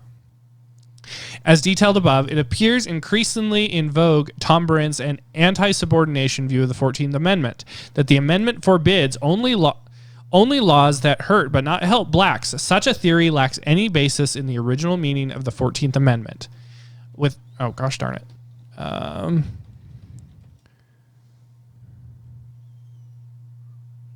He lost with it. Yeah, it went to a different page. I hit something and it. Anyway, without such guardrails, the 14th Amendment would become self-defeating, promising a nation based on the equality ideal, but yielding a quota and caste-ridden society steeped in race-based discrimination. Oh my gosh, do you know what he's saying there? He's basically saying if you have racial quotas, which is what affirmative action means, is that what that's saying is that, yeah, you hold like racial equality or whatever as an ideal, but in order to achieve that ideal for every individual, you must racially discriminate against every individual to achieve that ideal. And that is a remarkable view. That he's saying, yeah, I can understand why you might hold this ideal, but this is not the means to get there. It cannot be. It's not an ideal. Yeah. Okay, moving on. Justice Jackson, he calls her out by name, I love it, has a different view. Rather than focusing on individuals as individuals, her dissent focuses on the historical subjugation of black Americans, invoking statistical racial gaps to argue in favor of defining and categorizing individuals by their race, which is kind of, racist. Just a little bit. As she sees things, we are inexorably trapped in a fundamentally racist society, with the original sin of slavery and historical subjugation of black Americans still determining our lives today. It's even better because he's black. I know. He actually he grew up in I don't recall how old he is, but he grew up when the civil rights movement hadn't actually made any gains, so he's actually experienced. And Joe Biden did everything he could to make sure he wasn't on the court. That's true. Yeah. When he was senator. Yeah, during the hearings or whatever, the bogus accusations. Basically, it was like Kavanaugh all over again. Pretty much, yeah. She counsels is to unquestionably accede to the view of elite experts and reallocate society's riches by racial means as necessary to level the playing field as judged by racial metrics. I strongly disagree. Yet Justice Jackson would replace the second founder's vision. So again, that's the 14th and 15th Amendment in the Constitution. That's what he's talking to when he's referring to the second founding. Yet Justice Jackson would replace the second founder's vision with an organizing principle based on race. In fact, on her view, almost all of life's outcomes may be unhesitatingly ascribed to race. This is so, she writes, because of statistical disparities among different racial groups. Even if some whites have a lower household net worth than some blacks, what matters to Justice Jackson is that the average white household has more wealth than the average black household. This lore is not and has never been true, even in the segregated South where I grew up. Boom. Individual life experience. He's like throwing the basis of Jackson's opinion right back at her. I love it. By the way, I've lived what you're trying to argue with, and no. Yeah, like Justice Jackson, we'll get into her opinion in a moment, but like she talks about like lived experience as a main basis, like just general, you know, she might as well be referring to the Force or something. Force. Midichlorians. It's racism. It surrounds us. It's everywhere. All around us. Powers penetrates us even. It penetrates us. It's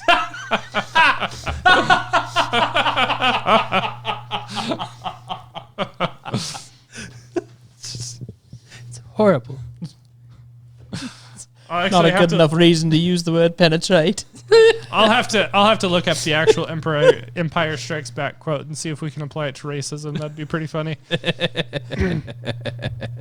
All right, not trying to not get sidetracked too much here.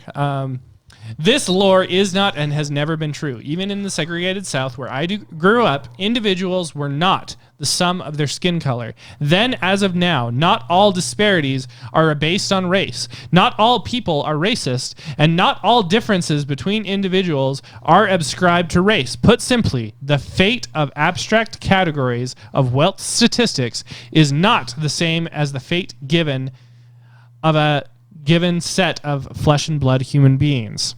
He's quoting Thomas Sowell, by the way. Yes. Worse still, Justice Jackson uses her broad observations about statistical relationships between race and select measures of health, wealth, and well-being to label all black victims as all blacks as victims. Her desire to do so is unfathomable to me. I cannot deny the great accomplishments of black Americans, including those who succeeded despite long odds. Nor do Jackson's statistics regarding the correlation between the levels of health, wealth, and well-being between selected racial groups prove anything.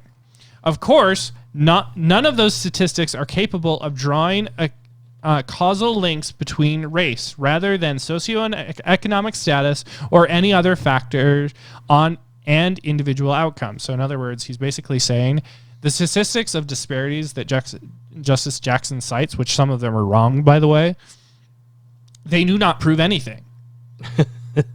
Because like you can disprove them with counterexamples. Because like she does point out racial disparities, you know, like the average black household has a lower net worth or whatever, you know, therefore racism. But you can disprove that with counterexample, because if you say something like, oh, there are more black inmates than any other race in prisons. Therefore, racism. Okay, there are more men in prisons than women. Therefore, so sexism. Therefore, sexism? No, that doesn't make sense. No, That's not her view. That's different. So anyway, he's basically saying that the basis of her opinions, like the evidence that she supports, do not prove anything. Because she is assuming that there is one cause of the disparities and only one cause, and that's racism. And that is not true. In the most eloquent way he knows how, her argument is full of it. Yeah. Again, I'm tempted, anyway, we will actually read from Justin Jackson's opinion here right after we've thoroughly debunked it. Moving on here. If an applicant has medical struggles or a family member with medical concerns, a university may consider that too. What it cannot do is use the applicant's skin color as a heuristic, assuming that because the applicant checks the box for black, he therefore conforms to the university's monolithic and reductionist view of the abstract black person. Anyway, that is a remarkable statement by Thomas Sowell there. Uh-huh. He's basically saying that by discriminating based off of race, that is definitionally prejudice, because if you're black, the university has a picture of what a black person is like, and they've put you into that box by making those assumptions. That's literally the definition of prejudice. Prejudice means prejudging. So the universities are prejudging or are prejudiced against this black person because they assume that he fits in this little box that they've preconceived. Right. And so that's a remarkable point made by Justice Thomas there. Anyway, moving on. Accordingly, Justice Jackson's race-infused worldview falls flat at each step. Individuals are the sum of their unique experiences, challenges, and accomplishments. What matters is not the barriers they face, but how they choose to confront them. And their race is not to blame for everything, good or bad, that happens in their lives. A contrary, myopic worldview based on an individual's skin color to the total exclusion of their personal choices is nothing short of racial determinism. Boom! Which, by the way, that's exactly what the KKK believes. It's only exactly that. Because, again, what Justin Jackson appears to be saying is that, your race determines your destiny, basically. And that's exactly what the KKK believes. They believe that they are fundamentally inferior, and what Justice Jackson is saying is that they fundamentally need a leg up because reasons. Saying exactly the same thing, just saying it in an opposite way. So that's remarkable. Black people aren't worthless. They just need some help. Okay. This guy's saying that they're not helpless and they can do anything they put their minds to. Well, that's racist. Okay.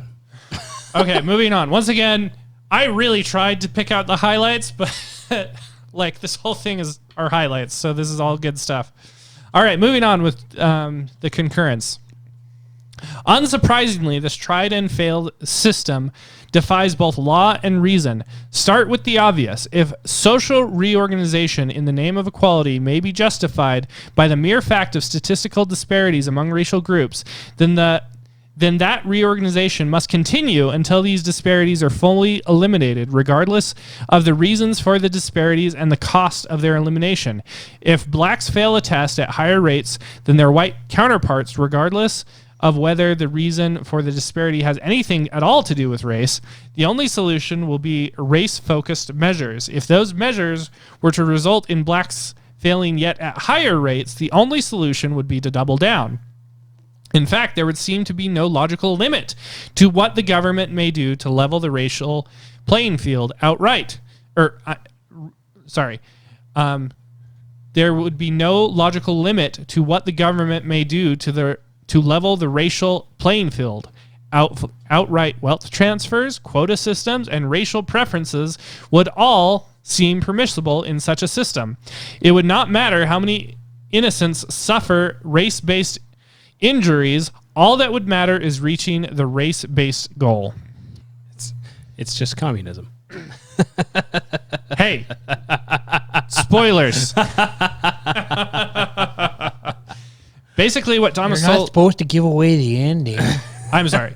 Basically, what Thomas is saying that to achieve racial equality, as we said before, discrimination to reverse racism fails on its own terms. We need to radically discriminate all individuals until the end of time because they don't have a metric for victory or when equality would be achieved. And so, basically, if like discrimination on the basis of your skin color is such a bad thing on the individual level, then it shouldn't be done at the individual level, even if you're trying to achieve some kind of racial quota. Yeah. Yeah. Anyway.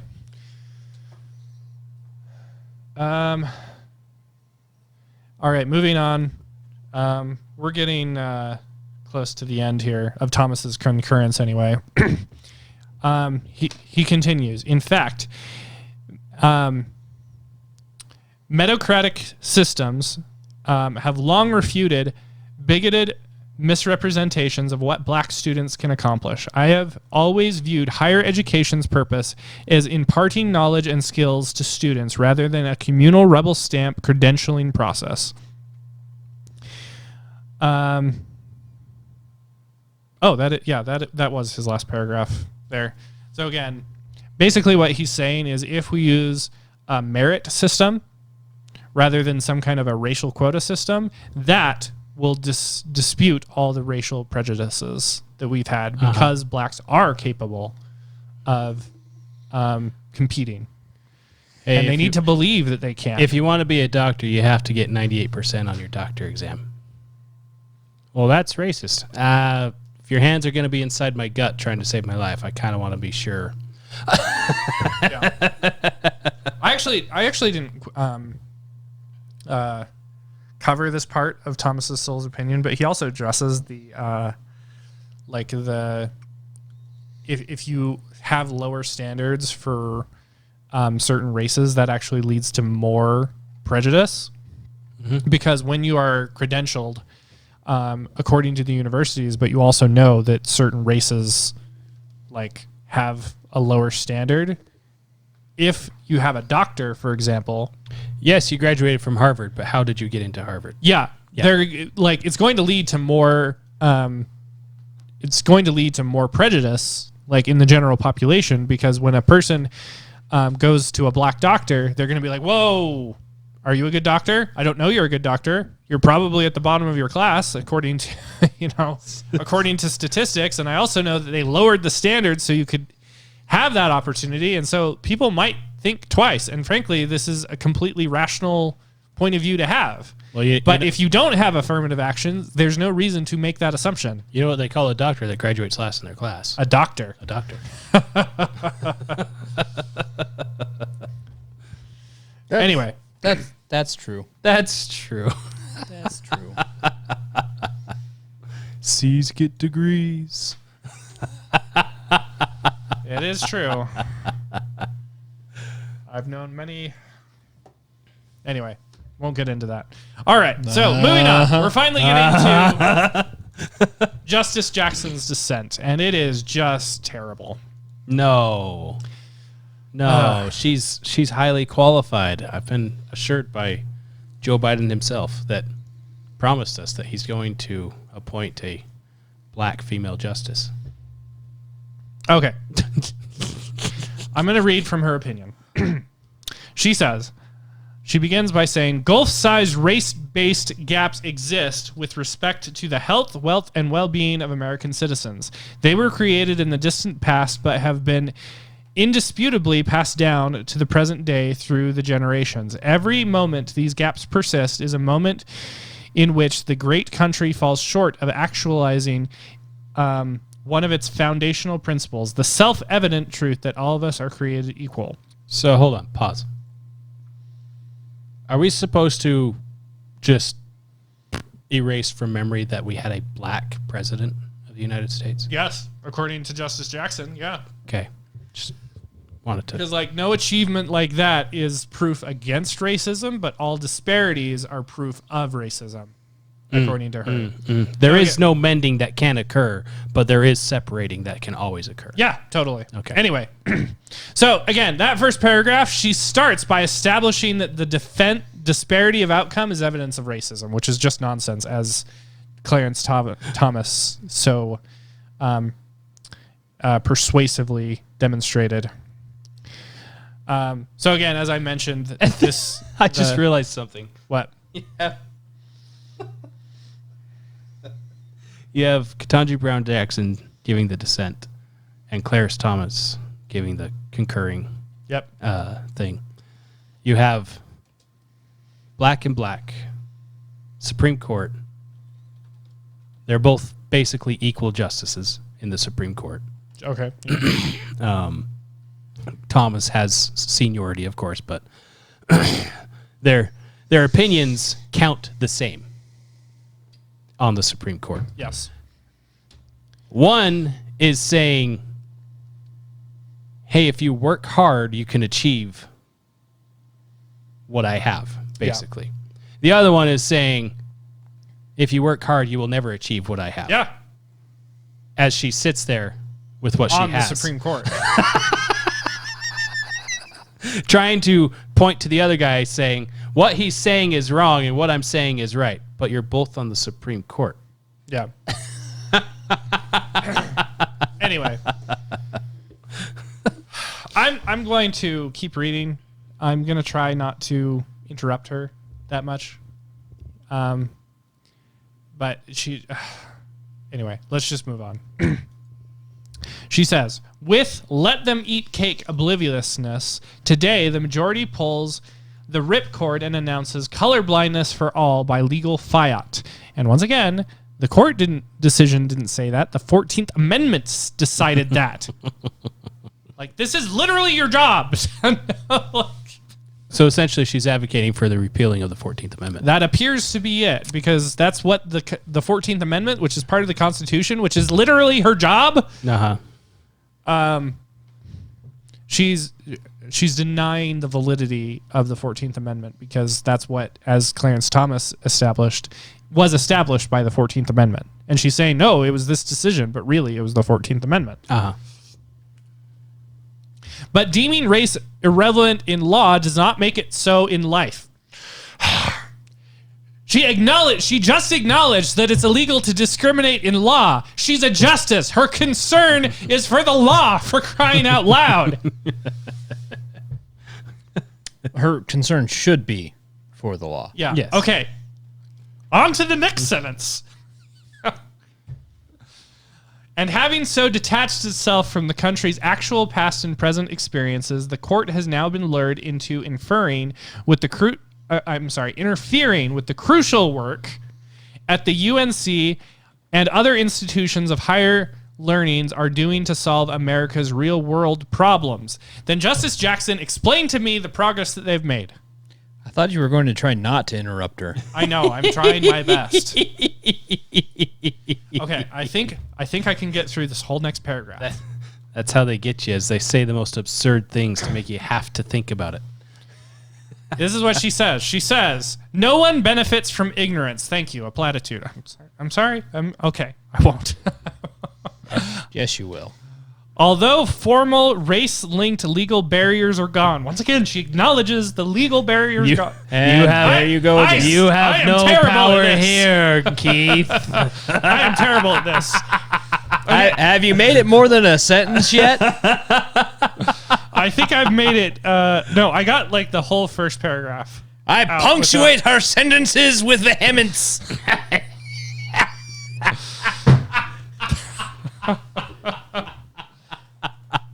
Yes. Okay. I'm going to repeat that paragraph here. No one benefits from ignorance. Although formal race-linked legal barriers are gone, race still matters to the lived experiences of all Americans in innumerable ways, and today's ruling makes things worse, not better. The best that can be said of the majority's perspective is that it proceeds ostrich-like, oh gosh, her metaphors, from the hope that preventing consideration of race will end racism. But if that is its motivation, the majority proceeds in vain. If the colleges of this country are required to ignore a thing that matters, it will not just go away. It will take longer for racism to leave us, and ultimately, ignoring race just makes it matter more. Okay. Unloading here. She fails to give any justification for why things are worse and not better, and why it will take longer for racism to leave us, and why ignoring race makes race matter more. Again, she's saying that by ignoring race, it'll take racism longer to leave us. Explain to me the great strides in progress the colleges have made by racially discriminating the last few decades. It's this right here. It's this. This is what she's talking about. And Barack knows that we are going to have to make sacrifices. We are going to have to change our conversation. We're going to have to change our traditions, our history. We're going to have to move into a different place. We have to change our history. Change our language. That's what she's talking about. Okay. I'm going to continue. Are you sure you want to? Yes. Okay. Okay. Sure. Thought I'd give you an out.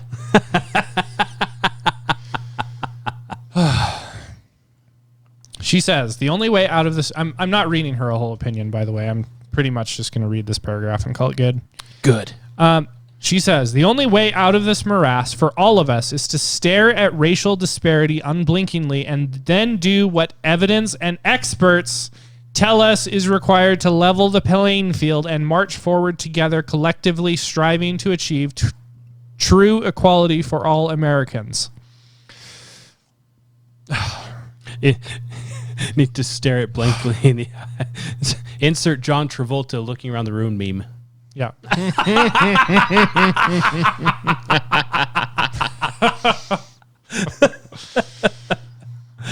Once again, by leveling the playing field, she is simply suggesting that we need more racial discrimination with no limiting principle. If racial discrimination was bad for races and communities in the past, it's equally bad for the individuals she is advocating discriminating against in the present and future. And as I mentioned before, her theory also fails on its own terms. Even if you did give all the reparations according to her liking tomorrow, within a couple of years or a couple of weeks or whatever, things would be unequal again because of, decisions. Uh-huh. So she's trying to imply that everyone's destiny is determined by race, and Justice Thomas said earlier that is racial determinism. I cannot believe, so this is me talking, I can't believe that the leftist position is you need lowered standard because you just aren't capable of succeeding. Compare that to what I'm saying and what Justice Clarence Thomas is saying, which is essentially you can do it no matter your race. So what I'm saying is that equality is an anti-choice and hence anti-freedom philosophy. You can't have equality when people are free to make choices. And so what does that make these so-called justices that dissented? It makes them communists.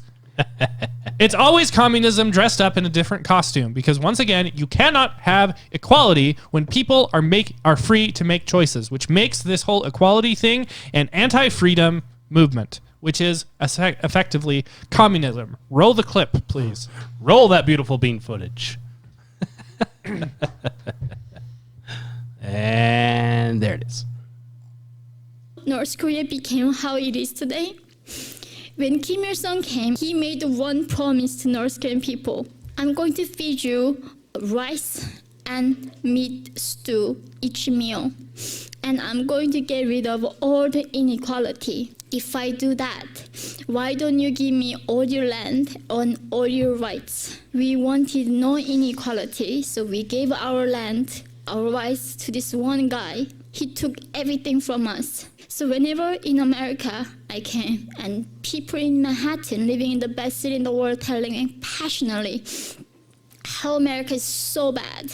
So I asked them, so what is it so bad about America that you hate so much? And they say, you know what? We have inequality in this country. That's an amazing thing that you can rise to compared to other people. The enemy is poverty, not inequality. Do you know how North Korea became how it is today? When Kim Il-sung came, he made one promise to North Korean people. I'm going to feed you rice. Yeah. Okay. Yeah. So anyway, effectively what she's saying is that the North Korean dictator that took over the country promised the exact same thing. It's like, I'm going to get rid of inequality. Give me all your things. Allow me to be free to reallocate the resources, which is exactly what Judge Jackson is advocating for, is to trust discrimination to these elites and that we should blindly trust them. So that's how North Korea became what it is today, is because they were fighting so-called equality. He only did exactly what every single dictator through history has done. Yeah. And so, why the heck is it always communism? Like, this is the justice that the Democrats picked. Like, she is going against what is established in the Constitution, because she's basically saying that you can discriminate against certain races, which is not what the established law states. Nope. And so, if you ask me, it's basically treasonous to elect a justice that refuses to interpret the Constitution as written. It's okay, though. She doesn't know what a woman is. Yeah, I'm not. She's not a biologist. How could she know that? Anyway. Point is, it's always communism. Like these are the ideals that the Democrat Party establishes. This is the type of person that they espoused for the Supreme Court of the land. And if this continued, like literally if Hillary Clinton had gotten elected in 2016, we would have a majority leftist Supreme Court just like this. Just like Judge Jackson. Yeah, probably. Probably. Yeah. So anyway, point is, that was a big win for the Supreme Court, getting rid of affirmative action. But my goodness, it is fragile. Because like this is Exhibit A of someone going against the Constitution in order to advocate for their own agenda. The next election, whoever's president for the next 4 years will most likely be replacing 2 Supreme Court justices. Yeah. One of them is Clarence Thomas. One of them would be Clarence Thomas. Yeah. Yeah, that's terrifying. Yeah. So, no, that's no big deal. It's fine. It's fine. Yeah. What could possibly go wrong? The next election is a must-win. Absolutely.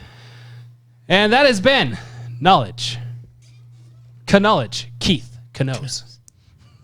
Speaking of the KKK. No, I know what sound effect you're going to use. However, don't do it.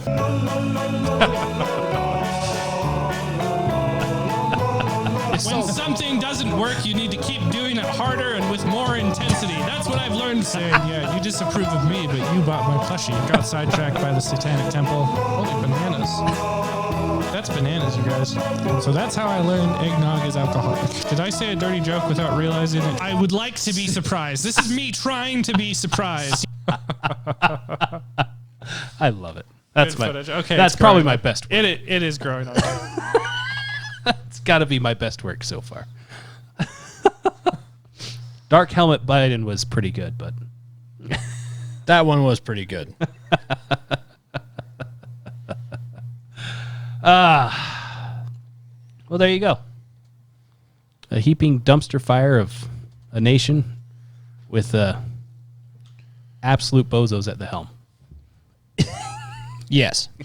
It's just gestured to all of it. Just gestured toward all of it. And since we're apparently on a flat Earth, it's just careening right towards the edge of it and going to fall off the end. Yep. More or less. More or less. Because of global warming. Apparently. Yes, because of global warming. Thank you. Thank you. It melted the protective ice barrier that was around the edge of the Earth. And so now we're all just... now it's all just spilling skewing off right off the sides.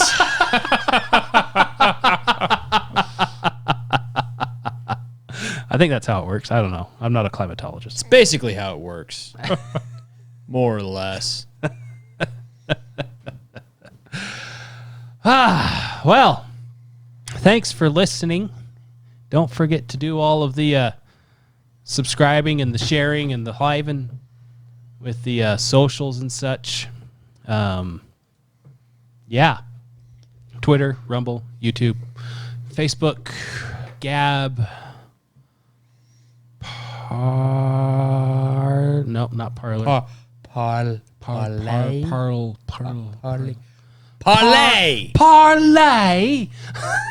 Oh, you're Down quoting... to the depths, the one that came up with parlay. Yeah, that's That would be Pirates of the French. Caribbean. Good for me. Point for Keith. Well done, Keith. Thank you. I got a reference. I understood that reference. I understood that. Oh, and that's Avengers 2, Captain America. I relate to that scene. I got that reference. Language. That man's playing Galaga. He thought we wouldn't notice, but we did. But we did.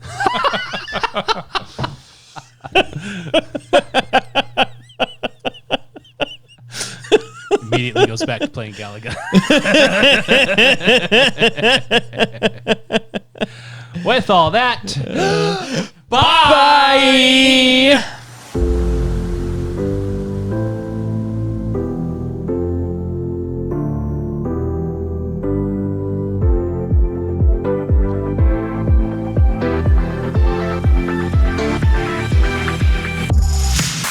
Trevor, do you have the clips that I shared with you last week? Before the show got canceled last week? Before the show got canceled. Yes. I have John Stossel video and Why Is It Always Communism? Yeah. Okay. Perfect. Yep, those are both here. Spoiler alert, it's always communism. It's always communism. Yes.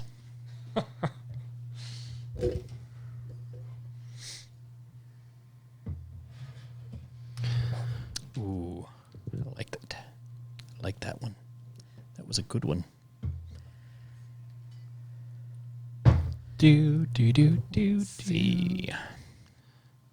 Start recording. Oh, yeah, that was a solid clap. He's got the clap and he's giving it to you. Thank you.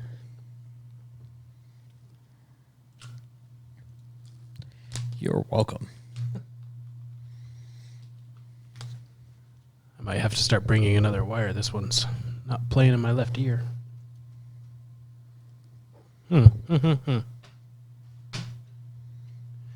Do-do-doom.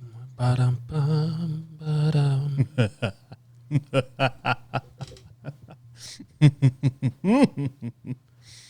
Mike has found something absolutely evil. It's great. It's great.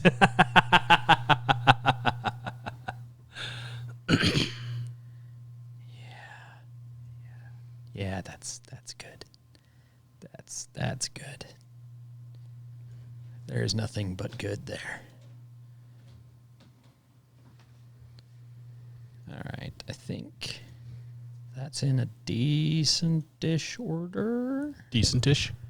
Gonna move that over there. We're gonna move this one down here. That one's there to make fun of Trevor. Excellent. Those are the best ones. Don't need that one. Okay. I think I'm good. I think I got it. By Jove, I think he's got it.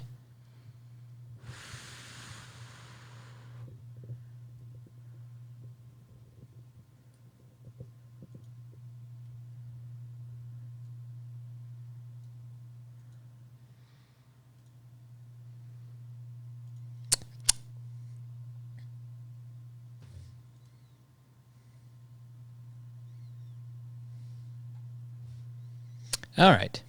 Are you ready to go? I think so. Yep. Yeah.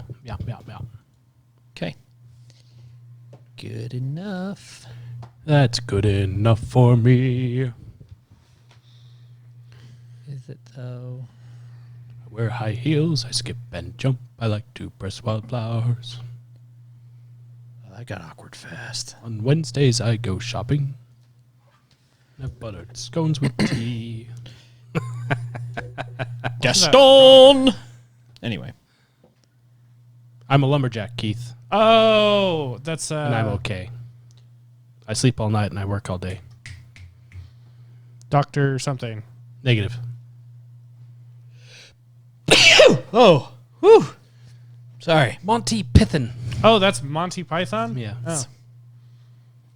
Yeah. Yeah. Well. Well. I remember that from my childhood.